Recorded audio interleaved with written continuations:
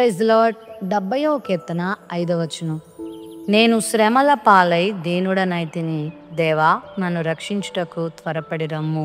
నాకు సహాయము నీవే, నా రక్షణకర్తవు నీవే. ఈ కీర్తన కూడా దావీదు గారే రచించారు. ఆయన రాస్తూ శ్రమల పాలై దీనుడనైతిని అంటున్నాడు. శ్రమలు మనల్ని దీనులుగా చేస్తాయి.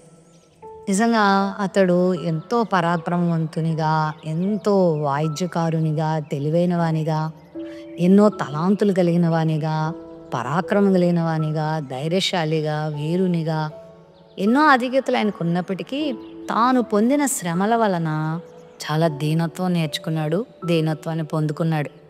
అయితే చేతకాని పరిస్థితుల్లో దేవుని మీద ఆధారపడుతూ ఈ ప్రార్థన చేస్తున్నాడు. ప్రవ్వా, నీవే నా రక్షణకర్తవు, నీవే నా సహాయకుడవు, నీవొచ్చి నన్ను ఆదుకో, నువ్వొచ్చి నన్ను విడిపించు అని ఇక్కడ ప్రార్థన చేస్తున్నాడు. నిజంగానే దేవుడు అతని ప్రార్థన ఆలకించి అతని శ్రమలన్నిటి నుండి అతను విడిపించి అతని జీవితంలో గొప్ప కార్యాలు చేశాడు. ఈ వాక్య వాగ్దానం వీక్షిస్తున్న నీ జీవితంలో కూడా శ్రమల పాలై, ఇబ్బందుల పాలై కృంగిపోయి ఉన్నావా?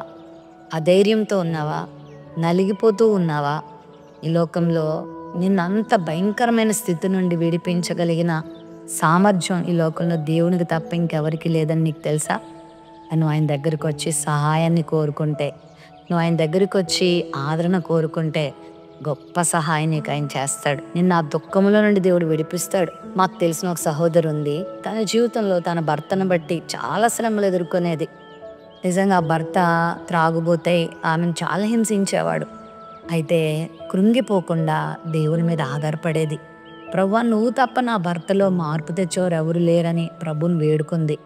దేవుడు మహాకృపను బట్టి అనతి కాలంలోనే ఆమె భర్తను దేవుడు రక్షించాడు, మార్చాడు. త్రాగకుండా ఉండలేకపోయిన ఆ వ్యక్తి ఈరోజు త్రాగే వాళ్ళందరికీ బుద్ధి చెప్తాడు. ఒకప్పుడు నేను ఇలాగ త్రాగి నా జీవితాన్ని పాడు చేసుకున్నాను, కుటుంబాన్ని పాడు చేసుకున్నాను, ఆరోగ్యాన్ని పాడు చేసుకున్నాను, మీరెందుకు ఇలా చేస్తారు, చేయకండి అని చెప్పే అంత స్థాయికి దేవుడు ఆ కుమారుని తీసుకొచ్చాడు. నిజంగా ఈరోజు ఆ కుటుంబం ఎంత సంతోషంగా, ఆనందంగా ఉంది. నువ్వు కూడా దేవుని మీద ఆధారపడు. ఏ పరిస్థితి అయినా, ఆర్థిక ఇబ్బందులా, శారీరక ఇబ్బందులా, అనారోగ్యాలా, కుటుంబ సమస్యలా, దేవుడు విడిపిస్తాడు. ఆయన సహాయం కోరుకో. ప్రతి దినం, ప్రతి క్షణం, ప్రతి పూట ప్రభు మీద ఆనుకో. ప్రభు ఎప్పుడు కార్యం చేస్తాడా అని ఎదురు చూడు.